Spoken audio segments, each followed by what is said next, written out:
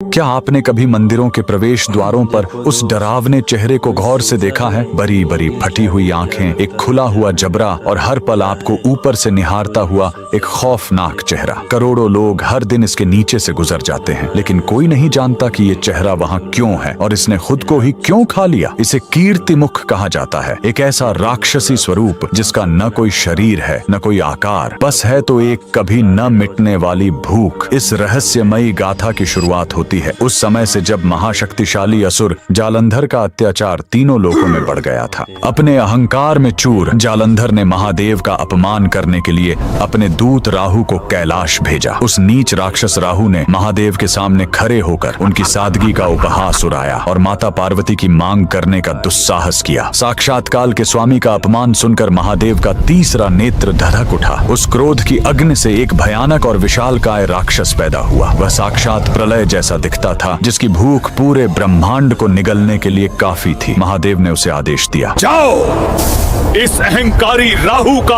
अंत कर दो। जैसे ही वह विनाशकारी राक्षस राहु की ओर झपटा, राहु के प्राण सूख गए। वह समझ गया कि साक्षात मृत्यु उसके सामने खड़ी है। राहु तुरंत महादेव के चरणों में गिर पड़ा और क्षमा की भीख मांगने लगा। करुणा के सागर शिव ने उसे माफ कर दिया, लेकिन अब एक विकट समस्या खड़ी हो गई। वह भूखा राक्षस जो महादेव के क्रोध से जन्मा था, वह तड़प उठा। उसने गरज कर पूछा, प्रभु, आपने इस शत्रु को तो जीवन दान दे दिया, लेकिन मेरी इस राक्षसी भूख का क्या?